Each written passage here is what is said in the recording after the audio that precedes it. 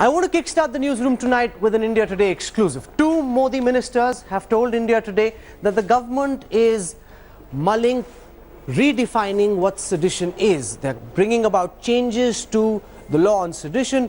Discussions are currently on with the Ministry of Home Affairs, the Law Commission, the Law Ministry, and an effort is underway to try and make sedition more contemporary. Now, remember, this is a law that's been discarded by many countries of the world. India, it seems, is heading in the opposite direction. This is an India Today exclusive.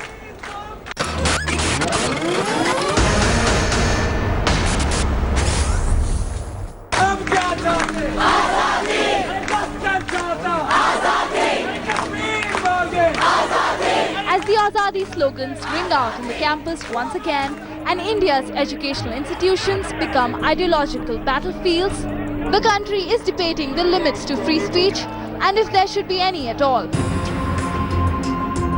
The government, accused of towing a hyper-nationalist line, is in fact actively considering redrawing the Lakshman Rekha for just what constitutes sedition. Government is looking into the matter, and if more clarity is to be brought into this sedition definition, definitely government is looking into it.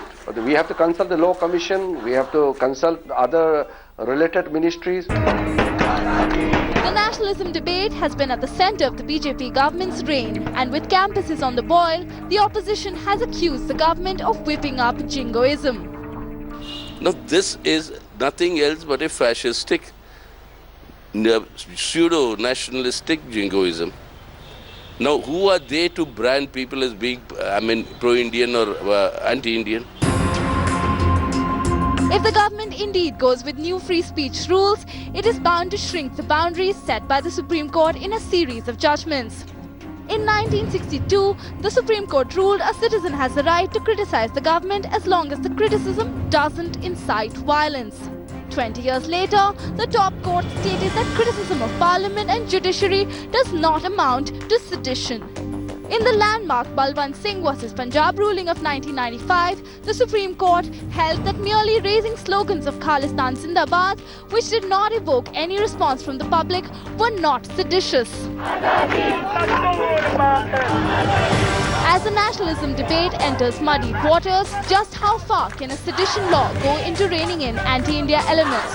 Or how free should free speech be?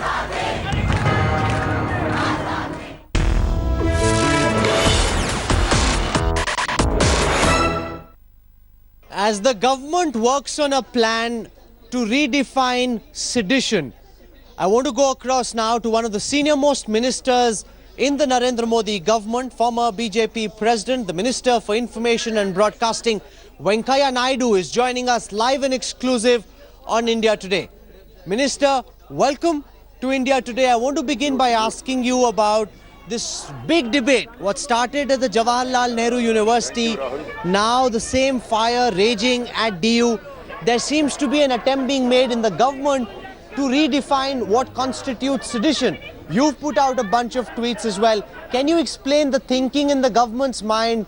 How do you believe the sedition law needs to be rewritten, sir? Why this discussion at all? Who started this discussion? Who brought the sedition law? Is it Narendra Modi government? Please understand, we are trying to divert the issues. What happened in Jawaharlal Nehru University, what is happening in Ramjas College, or what happened in Jadavpur University is all about certain people raising anti-national slogans, anti-India slogans, certain people raising the issues of separatism, independence to Kashmir, certain people trying to celebrate the memory of Afzal Guru, a terrorist and a Pakistani agent who tried to blow parliament. That is the main issue. And what is the law as per the constitution, what is the, as per Indian Penal Code, that has to take its own course. But and if suppose some sections are wrongly charged, then the courts are there to take care of it. But Minister, I'd like to quote to you what the law and what jurisprudence at this time says, sir. The Kedarnath Singh case of 1962 says, you know, a call against the government or against the state is not sedition. It's only when there is incitement to violence or public disorder, that is what is sedition. Now, in the tweets that you put out as well, you're saying these Azadi chants are not okay. But if you read the law as it exists, if you read the Supreme Court judgments, the Supreme Court in its most recent judgment seems to believe that saying Azadi or chanting against India is not sedition. There must be a call to arms. That's the way the law is at this time. These people who are giving these slogans, they are taking to arms in Kashmir. These people who are giving slogans, they are taking arms in Chhattisgarh, in Jharkhand, in Orissa, in the Naxal hotbed. That is the next course. And they believe that power comes from the barrel of the gun. And these people, separatists and the terrorists, the sponsors of terrorism in Kashmir, they also believe that they can get Azadi by use of force only. The slogan of Azadi will be followed by violence. This is what is happening. You cannot simplify what the Supreme Court has said. Supreme Court also has said the next sentence, which you yourself has read it. That is going to follow. That is what is happening. That these slogans and these actions of Afzal Guru, blasting the Indian Parliament, killing 13 security people, if this is not treason, then what else it is, I am not able to understand. And you want to celebrate such people, and you are giving a call, Bharat ko tukda tukda karenge, and then you are saying, Afzal Guru, jo aapka kaam adhura raha hai, usko hum pura karenge. What does it mean? That means they will complete the blasting of Indian Parliament. That is the action which they are suggesting. My point is, rather than going on legal, you are right. You can raise the issue, let the courts decide. There is jurisprudence is there, and then there have been judgments also, and then the courts also will take into consideration what is happening in different parts of the country. My point is, our objection is for raising such programs in the universities, firing the atmosphere in the campus, and trying to create divisive mindset among the younger generation. They have got right now, according to you. We have got a right to oppose it. Absolutely. And we have got a right to condemn it. And it's all done by outside elements. I can tell you, the people who have lost in the elections, the people who have been rejected in the elections, now they are trying to fight an ideological battle using the university campuses, which is not acceptable to the country, which is not acceptable to us. Nothing wrong. Let there be a peaceful debate about ideology. This outdated ideology of Marxism. You're saying this is a battle to be fought in Yes. campuses. It's an ideological To get battle. some I accept that. fresh But then recruits. should it not be fought student to student? When, for example, someone like a Gurmeher Kaur, as a student, voices a certain opinion, suddenly MPs, ministers, they're all pouncing on her, attacking her for having voiced her opinion. Is that fair, Minister? She has an opinion. There are lots of things that she said which I disagree with. But why should ministers and MPs be attacking her, sir? We never joined issue with her because the others jumped into the support of Umar Khalid and about this Azadi slogan. That is where we joined the issue. As a minister, I have a responsibility. I must also give my opinion so that the people of India, they also feel that the government, people in the government, they are doing their duty. I have no problem with that lady, that girl. She is a daughter of India. She must be given all respect and recognition, and whatever views are there, we can debate it on the basis of the merit of the opinion expressed by her, and society is doing it, and for whatever reason it is, she has withdrawn. Let us leave her in peace. Let her pursue her studies. I am here to join issue with those proponents of Azadi and with those supporters of Khalid, with the supporters of Afzal Guru. The Congress has done it, the Communists have done it. That's why the ministers and the party functionaries from the ruling party, they have also joined the issue. Let the debate continue. Leave the students aside. The BJP MP from Mysore, Pratap Sima, put out a split-screen image comparing Dawood Ibrahim with Gurmeher Kaur, saying Dawood was in some senses better than Gurmeher because he didn't refer to his father being a policeman. Now, is this fair? An elected representative from the BJP drawing, he says, a metaphorical comparison, Gurmeher on the one side and Dawood Ibrahim on the other? I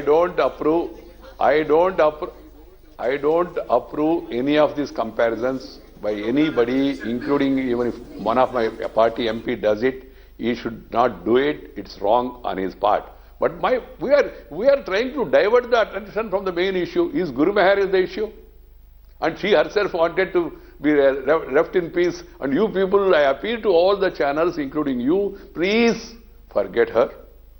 Forget the tweets and the counter tweets also. Forget what he has said about her father lost his life not because of Pakistan, because of war. That may be her view, and there were counter views. I am saying please leave it. The main issue today, the entire country is focusing or discussing, as because you people have initiated debate, is about Azadi, about separatism, about threat to national unity and security. That is the issue. But, you know, your critics would question whether this government believes that the idea of India is so fragile that a bunch of 20-year-old kids raising slogans, does that in your view really imperil the idea of India? Because remember, the Delhi police so far has not even arrested those 9 or 10 students who were Umar at jail. Is Umar Khalid his 20-year student? Is Umar Khalid 20-year student? No, the he's people older. who celebrate Afzal Guru's anniversary, are they 20-year students? Why are you dragging students into this? They are the people who are trying to mislead the younger generation. That's where my objection is. The students have every right to have their view. It's not a question of fragile. The unity and integrity of the country is paramount to every citizen. And we being in politics and we being the public representatives, we consider it utmost importance. That's why we are cautioning the people, don't fall prey to this. Earlier we have seen situation where sympathies were expressed for Simi, sympathies were expressed for Al-Umma, sympathies were expressed for terrorists, sympathies were expressed for JKLF, sympathies were expressed for PWG, and later what is the result? So we are trying to caution the people not to fall prey to these divisive tendencies or to these ultra-left ideas which have been rejected worldwide. So another question being asked, Minister, is that more than a year has passed since La Affair JNU. So far, the Kashmiri students who were chanting those pro-Kashmir, anti-India slogans have not been arrested. Now, if the police believes it has a very strong case, there's videographic evidence, people are wondering, you're making this a big deal on TV, on social media, but yet when it comes to actual action, the police hasn't arrested them. The Delhi police has to do its responsibility. I have no latest information. They must act as per the law and they must act at the earliest. That much only I can say. And moreover, don't call them as Kashmiri students. They are the misguided separatist followers. You don't combine entire Kashmir. One other point, Minister, that's raised is, why do these issues always come up right before the elections? Your critics are alleging that is this in some ways linked to the BJP's performance in Uttar Pradesh? Why is it that the sudden debate about nationalism as UP heads to its final phase of polling? Rahul, you have raised a very, very relevant question. Why communal clashes before election? Why attacks on churches before election? Why the attacks on Dalits before election? Why such incidents are happening in university campuses before election? Because our opponents, they feel lost in every election after election. Even on demonetization also they have failed. They try to create fear in the minds of the people. And then you have seen Madhya Pradesh, you have seen Chhattisgarh, you have seen even Rajasthan, you have seen even Chandigarh, cosmopolitan city, election after election, BJP winning. You have seen Maharashtra recent local body elections, BJP on its own has won 8 out of 10 municipal corporations, improved its position from 31 to 82 in Mumbai municipal corporation, and also in Orissa, the backward state where the BJP is not that comparatively strong, has made a very sterling performance, capturing 9 Jilla Parishads. So our opponents are rattled that they are losing this. That's why they are raising this issue, and they are aiming at polarization. Divide Hindus on caste, unite minorities on religion. That has been their strategy. That has been strategy. That is not fall prey to their strategy. We are very clear from the day one that this country should stand united and all the people should live with respect and with honor, and there should not be any discrimination on the basis of caste or religion or region or language. I have 2 final questions before I let you go, Minister. The first is from Banaras Hindu University, where, you know, an India Today report showed how young girls were being told that they can't participate in political debate. There was no Wi-Fi allowed for girls in campus. Now, what kind of discrimination is this? This is 21st century India. The BHU has for long been a right-wing stronghold. Why should girls be denied the right to participate in debate or be dictated whether they can have Wi-Fi or not? BHU has to answer this. I don't have ready-made information. And BHU is not a BJP institution. It's a national institution. It's had its own tradition. It had its own rules and regulations. If what you are saying is right, I feel that whatever facilities that are available to students in other universities should be allowed in BHU also. I have another question, sir. This is about burqa under lipstick under my burqa. Anti-national activity. Except Sure. anti-national activities. Sure, I hear you. You know, this is about lipstick under my burqa, the new Alankrita Srivastav film, which Pehlaj Nehlani and the censor board have banned. Now, ultimately, the censor board reports to you. You are the INB minister of this country. And what was said is that it's a lady-oriented film and therefore it's been banned. Now, Minister, there have been so many pathetic films about male fantasies. All of them got a clear signal from the censor board. None of them was objected to. Suddenly there's a woman-oriented film looking at female fantasy, and the Sanskari censor seems to have a problem with it. See, I don't sit on judgment on each and every film. There is a body for that purpose. And if somebody is aggrieved by that body's decision, certification or no certification, there is an appeal, there is a tribunal. They should go to that. These are all publicity tactics they are using. I hope that they will make an appeal and the appropriate body will take an appropriate decision. One. Secondly, Rahul, for an academic debate, if suppose it's clear, and then we will say this government is insensitive to the feelings of the particular community, they are trying to ridicule burqa and then lipstick. The name itself seems to be very fancy. I have no quarrel with the name. But question is, why should you bring in burqa? Why should you bring in particular community? That question also can be raised by somebody tomorrow. But anyhow, cinema is cinema.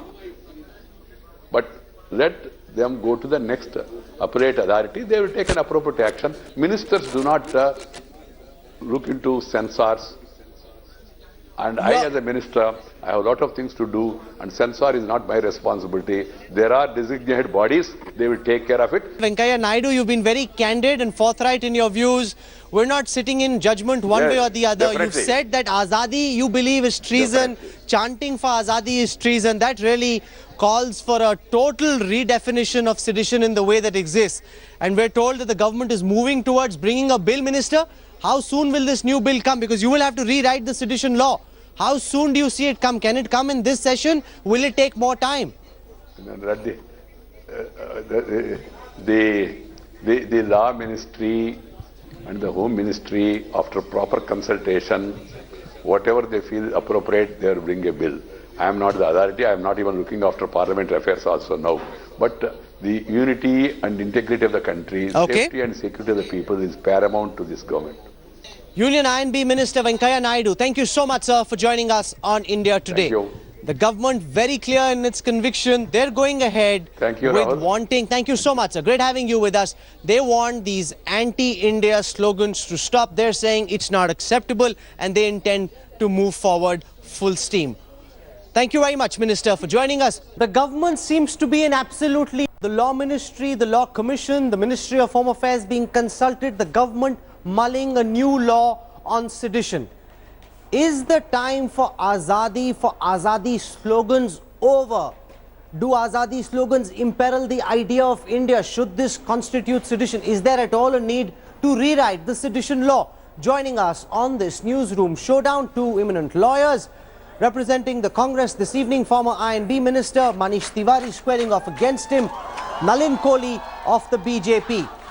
I want to go across to Manish Tiwari first. Kiran Rijiju yesterday, Venkaiah Naidu today, telling us that the government is very serious about rewriting the definition of sedition. It may not happen necessarily in the second part of the budget session, could take more time, but the government very clear in its intent. They're saying the time has come for all this business of dismemberment of India, these Azadi slogans, all of this needs to end. The definition of sedition needs to be rewritten. Why do you, Manish Tiwari, believe that that's a bad idea? It's not a bad idea, it's a terrible idea. Sedition should have been repealed from the Indian Penal Code. It was the prince of the archaic sections which was used to terrorize people during the freedom struggle and chill the freedom of speech and expression. And the Supreme Court down the years has unfortunately upheld the sedition law because of the 16th Amendment in 1963, but they built enough safeguards into it and they have essentially come down to a position whereby sedition cannot be invoked till the time there is a direct correlation between the act of speaking and violence. And in any case, Rahul, the freedom of speech and expression includes the right to offend. And those who are offended by the exercise of this expression, if there's a transgression of the reasonable restrictions contained in Article 19.2, can always invoke the remedies available under the law. Okay. But the fundamental problem that you've been seeing play itself out in the last couple of days is that the alleged offender, while the due course of law really plays itself out, how does he protect and insulate himself from state-sponsored intimidation, coercion, especially of the trolls variety? Okay, and if those trolls happen to be followed by senior functionaries of the government going up right to the Prime Minister. Okay, you've set up this debate. I want to go across to Nalin Kohli. The United Kingdom abolished sedition in 2009. In New Zealand, it was abolished in 2007. In Australia, since 1985, the scope of the law has been narrowed. Punishments are brought down from imprisonment to fines. In the United States, most states have either repealed sedition laws or made them dead letters. Now, this is the global movement, and suddenly in the midst of it all, the Indian government coming on record and saying that there's actually a very serious move afoot to rewrite the definition of sedition. Instead of diluting this obsolete law, you want to strengthen it. Are we going in a direction which is totally the opposite of the rest of the world, Nalin? This is going to take a few minutes because my friend Manish hasn't given a complete picture. I'd like to revisit a few things there. Article 19(1)(a) is about freedom of expression and speech. Now, here's the first difference between us and the United States of America. The First Amendment to the US Constitution was actually the Bill of Rights, which was expanding the scope of freedom of expression and speech. And the First Amendment to the Indian Constitution in 1951, because of the outcome of the Ramesh Thapar versus State of Madras case, was the addition of reasonable restrictions into free speech under Article 19(2). Of course, it's a matter of fact and history that Pandit Jawaharlal Nehru was the Prime Minister of India. And in that reasonable restrictions, there is also in the interest of sovereignty and in the interest of integrity. Now, let me for a moment stop here and tell you what are the statements we are looking. Whether it was JNU, whether we are seeing thereafter, there are a set of elements who are constantly calling for, speaking for and seeking the dismemberment of the Union of India, seeking the exit of a state from the Union of India, considering the Supreme Court to be an institution of murder for convicting a person who was involved in the conspiracy of the terrorist attack on Parliament. Now, these are situations that are not ordinary situations. They are serious situations. Let's now move a little further. On right to freedom of expression and speech, there are in the criminal, because it has to flow from the Constitution, so there is defamation available in the IPC, so is sedition 124A. And in terms of sedition, even though it may be written during the British time, the whole IPC was written in the British time. So if there is an argument to be built on terms of the longevity of a law, that it was built during the British time, then the same applies even for the IPC. So therefore, if the government feels in today's context that they would need to relook at, keeping in mind the judicial pronouncements, because sedition came under challenge in 62, it has come up in the Balwant Singh case. In terms of defamation and criminal defamation, it has come up as recently as last year or the year before last at the Supreme Court. These things are going on, but it is a part of the statutes. It is not unconstitutional. The courts have ruled at it. The courts haven't expanded the definition of sedition. If at all, if you look at the court cases of Kedarnath from 1962, the Balwant Singh case of 1995 versus the state of Punjab, the courts have actually narrowed the definition of sedition. In the most recent case of Balwant Singh, the Supreme Court said raising some slogan like Khalistan Zindabad a couple of times, which neither evoked any response nor any reaction from the public, cannot attract such punishment. Before that, in Kedarnath, it said the Supreme Court held that a citizen has a right to say or write whatever he likes by way of criticism or comment, so long as he does not incite people to violence. Incitement to violence is the current benchmark of jurisprudence. Suddenly, through this debate, that's being left aside and a new definition is sought to be imposed.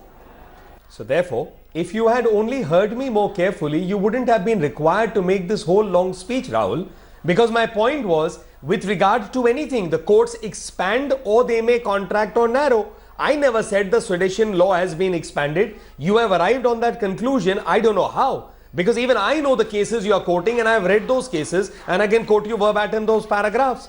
So I think you have caught my point wrong and incorrectly we've taken this entire thing as if I'm saying incorrectly that this has been expanded. Let me come to the next point you're making. Nowhere has the government said it is expanding or contracting. All that has come as an intent.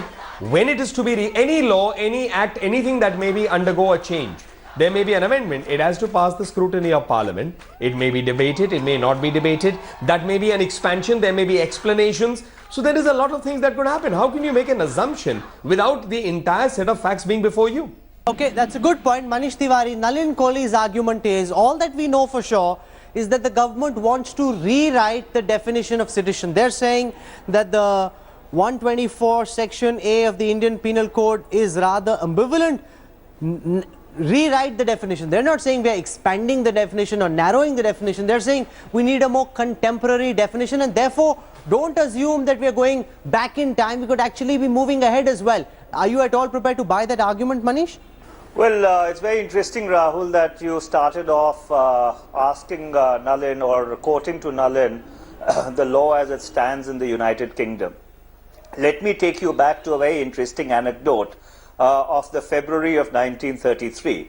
The Oxford Union, which is the debating society of undergraduate students in Oxford University, passed a motion which essentially said that this House resolves that no one will fight for the king in the country. And it obviously got a lot of attention in the press, and Winston Churchill at that point in time said that it was despicable and it shouldn't have been done. But the British government did not label those students who had voted for the motion, and it was passed by 257 to 175, as either seditious or anti-national. They did not invoke any section of law in order to imprison them or curtail their free speech. And interestingly, in 1939, 6 years later, when the war comes, a lot of those people who had voted for that motion actually went and fought and died for Britain. So therefore, you see, here we are dealing, what is the trigger of this entire debate? Here we are dealing with a bunch of young students. And young students at times take radical positions in order to attract attention. So therefore, if you are going to throw out the baby with the bathwater, come down on them like a ton of bricks, label universities as addas of subversion and say that there's a conspiracy of subversion which is going across Indian universities, I'm sorry, that's a bit of a stretch. Well, if at all the sedition law has to be touched, it should be touched in a manner whereby it is repealed and it is legislated out of the Indian Penal Code, period. The sedition law to be struck down, that's not at all what the government has in mind. The other very interesting point that you make, and I want to just up the audio on the video that's on your screen right now. These are the youngsters from Ramjas College, or at Ramjas College, some of them from the college, some from the outside, and they're chanting Bastar Mange Azadi, Kashmir Mange Azadi. Now there's no incitement to arms here, but this is a video that the ABVP seems to be very upset about. They're saying this is proof that these people are anti-national. Now Manish Tiwari argues, Nalin, that here are a bunch of kids, and he cited what happened in the UK right before the Second World War. It's not necessary that these people are anti-nationals. They're young, they're idealistic, this is their view of nationalism. That could change, but they're basically a bunch of kids, and invoking a law as serious as sedition against them, Manish Tiwari believes, would be great disservice. I don't think Nalini was a very elderly woman when she blew up after following a belief of ideals of violence, the former Prime Minister of India. She wasn't in her 50s or her 60s. Young people can also, let me finish. Can you just, may I continue? So I was saying, young people can also become terrorists. Old people may also. The point I'm trying to make is, you are picking an argument that young people are only young. I'm not saying all young people are terrorists, all young people may be prone to violence. But do young people become violent? Yes, that is also a fact. Do we catch terrorists who are young? Of course we catch terrorists who are young. So I don't think there are organizations with only youths who have gone ahead and perpetrated terror. They have. But would that be correct to say only young people are the ones who perpetrate violence? No. This kind of generalization approach won't work. What you need to have is basically a clear definition, and maybe the government is moving to that, to understand what are those limits. Now, Kashmir Azadi also has to be seen in context of the same set of people from JNU, the same set of people whom Khalid was a member of. All of them, what were they doing? They were saying, Bharat ki kab tak jang rahegi? Jang rahegi Kashmiri ke azadi tak. Bharat ke tukde tukde honge. Afzal hum sharminda hai, tere qatil zinda hai. So if now tell me if this is just a little dissatisfaction or disaffection, then let me make the BJP's point very clear. If somebody wants the breakup of the Union of India, calls for the movement of a state outside the Union of India, if they consider the Supreme Court an institution of murder because it convicts a terrorist whom they feel is not a terrorist, then I'm sorry, the BJP's position is clear, we will oppose it. That's a good counter by Nalin Kohli. He says age has nothing to do with intent. Nalini was very young when she killed Rajiv Gandhi. Most of the Simi terrorists or the IM terrorists have been very young. Therefore, age is not a criteria. You have to see whether they're in dangerous company. And when you make it fashionable to chant Bharat ki barbadi tak jang rahegi, Nalin Kohli says the BJP wants youngsters to move away from making such worldviews fashionable. Keep them on track. Don't let them engage in such activities because that's the first step to them going out to doing more dangerous things in the future. Nalin has spoken. I want final words from Manish Tiwari. This video which you've put up on your screen is absolutely unverified.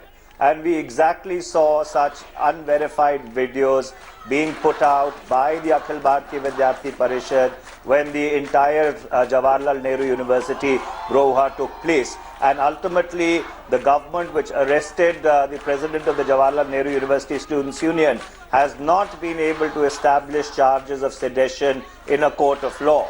The law on sedition, as you yourself articulated, is very clear. There has to be direct incitement to violence. Merely chanting slogans, even if I may find them to be offensive, Nalin may find them to be offensive, or you may find them to be offensive, does not constitute sedition. And if that was the benchmark, then in the last 60 years, you would have to lock up a substantial number of people in the valley who go around chanting Azadi, not because they want Azadi, because that's become a sine qua non for every grievance that they want to articulate against the Indian state, particularly the central government. So let's be very clear. This hyper-nationalism we are trying to propagate is not something in India's interest. This whole argument is completely dubious for the simple reason why before 2014 was this debate never held? Were all Indians before the May of 2014 unpatriotic and anti-national? Why are we having this completely spurious debate now? So therefore, let me conclude spurious by debate. That you're saying it's part of the BJP's larger idea of Hindutva. Were Indians anti-national before 2014? Patriotism is the last resort of a scoundrel. Final words, Nalin Kohli, I'm out of time. Very quickly, sir. Yeah, just very quickly, yes, because you did not have a situation where young students in JNU were standing and saying, Jang rahegi Kashmir, Bharat ki barbadi tak, Afzal hum sharminda hai, tere qatil zinda hai. We didn't make that program. The ABPP wasn't part of that program. Those who did it. And for the video that he says was so-called unverified and doctored, subsequently the news also reported that 4 videos which showed the identical thing were not doctored. And of course, Mr. Tiwari has chosen to not quote those ones. And last, about proving the case in law, how long did the Rajiv Gandhi assassination case take? It ran for a very long time. So therefore, law takes its own course. Just because the wheels of law may be slow, that doesn't mean that the criminality that may be taking place has to be given go by and ignored. And last, there is a safety in Article 19(1)(a). Freedom of expression and speech is the part of the Constitution. It's the basic structure of the Constitution. It can't be ejected out of the Constitution. But so is reasonable restrictions under Article 19(2). So whatever be the definition change, if any, if it happens by Parliament, it has to be constitutionally correct or the courts will strike it down. Okay, you've heard 2 passionately argued points of view. As usual on the newsroom, we will not take sides. Is it okay for kids to be chanting Azadi, Azadi? Does that imperil the idea of India? Or should this definition of sedition be changed to suggest that you can't be talking about breaking up India? It's simply not okay. You decide where you stand. Nalin Kohli, Manish Tiwari for joining me on the newsroom tonight. Thank you very much, gentlemen. In the last part of our broadcast tonight, some snippets from the Digital India Conclave. Very good morning, ladies and gentlemen. Bengaluru occupies India's place of pride as the country's Silicon Valley and has been a torchbearer for pioneering innovative technology solutions that have a global imprint. That's why the 9th State Digital Conclave of India Today Television, held in Bengaluru recently, was a special event for many reasons. It brought together both the government and the industry on one platform to discuss how technology could be the crucial problem solver in sectors like education, healthcare, security and e-governance. The size of the problem is so huge. The crime data, the number of criminals, the police stations, the kind of activities that are happening in the police stations. If we don't connect all these activities on a common platform, it's virtually impossible to manage it today. We have a e-portal of the state government which will be launched soon, where once again all services that are being done now, through the common service centers which have been established up to Gram Panchayat level in Karnataka, will be integrated into a single portal. In the sub-registrar office. The Minister for Information Technology, Priyank Kharge, was the chief guest at the event. He is perhaps one of the youngest ministers in the Karnataka cabinet, and within a month of being sworn in, unveiled ambitious plans for the IT ministry, which included a slew of initiatives to keep Bengaluru ahead as a startup city. The process of e-procurement and e-tender have cut out political interference in the procurement process, and there is no intervention from politicians that used to be seen earlier, thereby enhancing transparency and ensuring better participants for public works. After the engaging panel discussion, the chief guest also felicitated the 5 digital trailblazers from the state of Karnataka who are using technology in the most inventive manner to solve India's critical challenges. With the Silicon Valley of India offering key insights into how technology can be leveraged for making the average Indian's life better, there was indeed a lot of learning to take away from.